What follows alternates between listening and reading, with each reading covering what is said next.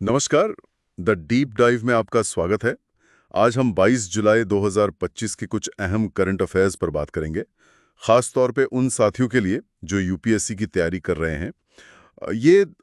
इस तारीख का पहला भाग है। हमारे पास कई स्रोतों से जानकारी आई है और कोशिश रहेगी कि इनमें से सबसे ज़रूरी बातें निकालें और समझें। हो सकता है कुछ विषयों पर हमने पहले भी बात की हो, तो ये एक तरह से रिवीजन भी हो जाएगा। तो चलिए शुरू करते हैं। पहली खबर है काशी घोषणा के बारे में। इसे हाल ही में युवा आध्यात्मिक शिखर सम्मेलन में अपनाया गया है। ये MY भारत फ्रेमवर्क का हिस्सा है और लगता है कि ये युवाओं के नेतृत्व में नशे के खिलाफ एक बड़े अभियान की शुरुआत है। हाँ बिल्कुल, ये घोषणा अगले 5 सालों के लिए नशा मुक्ति आंदोलन का एक आप कह सकती हैं खाका पेश करती है। खास बात यह है कि ये नशे की लत को सिर्फ एक स्वास्थ्य समस्या नहीं देखती, बल्कि एक सामाजिक चुनौती जिसके कई पहलू हैं। इसमें कई मंत्रालयों के बीच तालमेल के लिए संस्थागत इंतजाम सुझाए गए हैं, जैसे एक संयुक्त राष्ट्र समिति बनाना, सालाना प्रगति रिपोर्ट देना और वो नशे से प्रभावित लोगों को मदद से जोड़ने के लिए एक राष्ट्रीय मंच तैयार करना। अच्छा, तो इसमें इसमें नया क्या है? क्या ये पहली बार है कि नशे की लत को रोकने के लिए आध्यात्मिक और सांस्कृतिक तरीकों को इतनी अहमियत दी जा रही है? हाँ, ये एक महत्वपूर्ण पहलू है। आध्यात्मिक, सांस्कृतिक, शैक्षिक और तकनीकी प्रयासों को एक साथ लाने पर जोर दिया गया है। ये इसे शायद पिछले प्रयासों से थोड़ा अलग बनाता है। हालांकि भारत में नशे के दुरुपयोग को रोकने के लिए पहले से कई कानून और कार्यक्रम मौजूद हैं ही। हाँ, वो तो हैं। जैसे NDPS और PIT-NDPS कानून और पुनर्वास पर केंद्रित NAPDDR योजना, वो 2018 से 25 वाली, और 2020 का नशा मुक्त भारत अभियान भी। और ये समस्या कितनी बड़ी है भारत में? आंकड़े क्या कहते हैं? देखिए, 2019 के राष्ट्रीय सर्वे के आंकड़े बताते हैं कि 10 से 75 साल की उम्र के करीब 14.6% लोग शराब का सेवन करते हैं। इसके बाद भांग कैनबिस और ओपियोइड्स का नंबर आता है। और इसके पीछे कई कारण हैं: सामाजिक, आर्थिक, मनोवैज्ञानिक तनाव और हाँ, पढ़ाई या काम का दबाव भी। सही कहा। एक तरफ जहां देश के अंदर इन सामाजिक चुनौतियों पर ध्यान है, वहीं वैश्विक मंच पर भारत आर्थिक मौके तलाश रहा है। इसी कड़ी में आता है भारत EFTA व्यापार और आर्थिक साझेदारी समझौता, जिसे टीपा कहते हैं। ये 1 अक्टूबर 2025 से लागू होने जा रहा है। हाँ, ये समझौता मार्च 2024 में साइन हुआ था। इसमें दिलचस्प बात यह है कि पहली बार 100 बिलियन के FDI यानी प्रत्यक्ष विदेशी निवेश और अगले 15 सालों में भारत में 10 लाख सीधी नौकरियां पैदा करने की एक बाध्यकारी प्रतिबद्धता शामिल है। 100 बिलियन का निवेश और 10 लाख नौकरियां, ये तो सुनने में बहुत बड़े आंकड़े हैं। हाँ, है तो। लेकिन क्या ये प्रतिबद्धता वाकई बाध्यकारी है? पिछले अनुभवों को देखें तो ऐसे वादों को अमल में लाना कितना चुनौतीपूर्ण हो सकता है? देखिए, सवाल बिल्कुल जायज है। समझौतों में बाध्यकारी शब्द का इस्तेमाल तो होता है, पर असलियत में इसे लागू करवाना कई बातों पर निर्भर करता है। जैसे निवेश का माहौल कैसा है, नियामक प्रक्रियाएं क्या है, वैश्विक आर्थिक हालात वगैरह। हालांकि इस समझौते में इसे शामिल किया जाना अपने आप में महत्वपूर्ण है और बदले में भारत कई EFTA उत्पादों पर, जैसे स्विस घड़ियां, चॉकलेट और तराशे हुए हीरों पर आयात शुल्क कम या खत्म करेगा। और टैरिफ रियायतों का क्या? हाँ, तो जहां तक टैरिफ का सवाल है, EFTA देश भारत के लगभग सभी गैर कृषि उत्पादों और प्रोसेस्ड कृषि उत्पादों पर टैरिफ हटा देंगे और भारत भी EFTA देशों से आने वाले करीब 95% आयात पर शुल्क कम करेगा। लेकिन हाँ, डेयरी, सोया, कोयला जैसे अपने संवेदनशील क्षेत्रों को सुरक्षित रखेगा। ये EFTA देश, ये कौन से हैं? शायद सभी श्रोताओं को ना पता हो। हाँ, EFTA यानी यूरोपियन फ्री ट्रेड एसोसिएशन। इसमें 4 देश हैं: स्विट्जरलैंड, आइसलैंड, नॉर्वे और लिक्टेनस्टीन। और ध्यान देने वाली बात है कि ये यूरोपियन संघ यानी EU का हिस्सा नहीं है। अच्छा।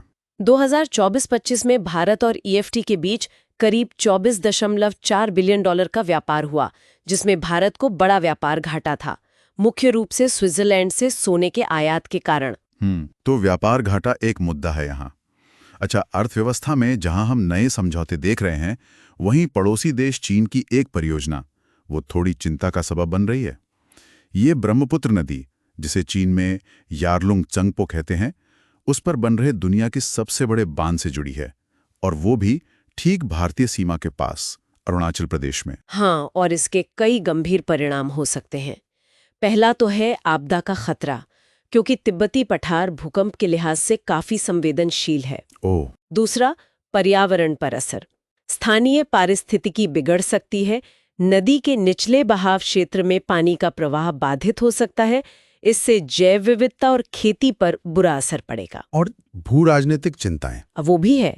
तीसरा, भू राजनीतिक चिंताएं, मतलब चीन इसे संघर्ष के समय एक हथियार की तरह, एक वाटर बम की तरह इस्तेमाल कर सकता है। और चौथा है सांस्कृतिक प्रभाव, खासकर सियांग घाटी में रहने वाले आदि जनजाति समुदाय के लिए खतरा पैदा हो सकता है। क्या इस मुद्दे पर दोनों देशों के बीच कोई बातचीत का कोई तंत्र है? हाँ, 2006 से एक एक्सपर्ट लेवल मैकेनिज्म है, ELM, जिसके तहत चीन बाढ़ के मौसम में ब्रह्मपुत्र और सतलुज नदी के हाइड्रोलॉजिकल आंकड़े भारत से साझा करता है। अच्छा। और भारत भी जवाबी तौर पर अरुणाचल में अपने जल विद्युत बांध बना रहा है। लेकिन ये भी ध्यान रखना होगा कि न तो भारत और न ही चीन 1997 के UN कन्वेंशन के हस्ताक्षर करता है, जो अंतर्राष्ट्रीय जलमार्गों के इस्तेमाल से जुड़ा है। ये एक अहम बात है। चलिए अब जरा विज्ञान के क्षेत्र से एक अच्छी खबर की ओर बढ़ते हैं। ICMR एक स्वदेशी मलेरिया वैक्सीन एडफैल्सीवैक्स विकसित कर रहा है। ये वाकई उम्मीद जगाने वाली बात है। ये वैक्सीन प्लाज्मोडियम फैल्सीपेरम, जो सबसे खतरनाक मलेरिया परजीवी है, उसके जीवन चक्र के 2 अहम चरणों को निशाना बनाती है। एक तो लिवर में संक्रमण का चरण और दूसरा संक्रमण फैलने वाला यौन चरण। अच्छा, 2 चरणों पे एक साथ? हाँ, ये एक रिकॉम्बिनेंट काइमेरिक वैक्सीन है, मतलब इसे परजीवी के अलग-अलग हिस्सों के प्रोटीन को मिलाकर बनाया गया है ताकि शरीर कई स्तरों पर सुरक्षा विकसित कर सके। उम्मीद है कि ये मौजूदा WHO द्वारा स्वीकृत टीकों जैसे RTS-S और R21 उनसे ज्यादा व्यापक और लंबे समय तक सुरक्षा देगी और वायरस के चकमा देने, मतलब इम्यून एस्केप का खतरा भी कम करेगी। और इसकी एक और खास बात यह है कि इसे कमरे के तापमान पर 9 महीने से ज्यादा रखा जा सकता है। बिल्कुल, और इसे बनाना भी सस्ता पड़ेगा। बहुत बढ़िया। अब कुछ और खबरें संक्षेप में देख लेते हैं। हाँ, तो राष्ट्रीय नमूना सर्वेक्षण यानी NSS, जो मॉस्पी के तहत काम करता है और सामाजिक आर्थिक आंकड़े जुटाता है, उसने अपने 75 साल पूरे कर लिए हैं। 75 साल, काफी लंबा सफर। हाँ, साथ ही बाजरा के लिए मानक तय करने में भारत की भूमिका को रोम में कोडेक्स एलिमेंटेरियस कमीशन यानी CAC की बैठक में सराहा गया है।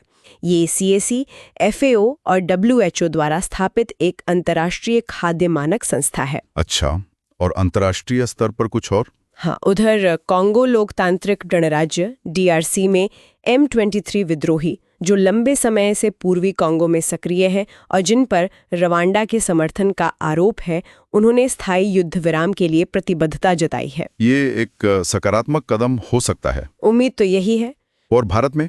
राजस्थान के मानगढ़ धाम में आदिवासी समुदायों ने अलग भील प्रदेश की मांग फिर से उठाई है। ये वही जगह है जहां 1913 में मानगढ़ नरसंहार हुआ था। हाँ, जिसे राजस्थान का जलियांवाला बाग भी कहते हैं। बिल्कुल। तब गुरु गोविंद गिरी के नेतृत्व में जमा हुए भीलों पर अंग्रेजों ने गोलियां चलाई थीं। और अंत में टेक जगत से एक खबर है। माइक्रोसॉफ्ट और अन्य शोधकर्ताओं ने BioEmu-1 नाम का एक डीप लर्निंग सिस्टम विकसित किया है। ये प्रोटीन की संरचना और उनकी बदलती स्थितियों का सटीक अनुमान लगा सकता है। ये ओपन सोर्स है, तेज है और सस्ता भी। BioEmu-1, दिलचस्प है। तो ये थी 22 जुलाई 2025 की कुछ प्रमुख खबरें और उनका विश्लेषण, खासकर UPSC की तैयारी करने वालों के नजरिए से।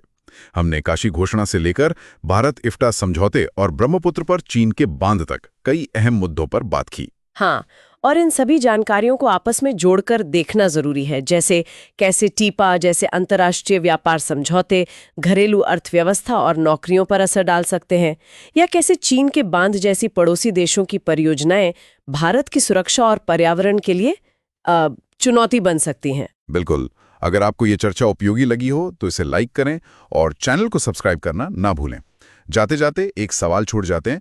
जिस तरह बायोइमू जैसी एआई तकनीक प्रोटीन संरचनाओं की भविष्यवाणी कर रही है, क्या भविष्य में हम ऐसी ही तकनीकों का इस्तेमाल नशाखोरी या क्षेत्रीय संघर्षों जैसी जटिल सामाजिक आर्थिक समस्याओं के पैटर्न समझने और उनके समाधान खोजने में कर पाएंगे?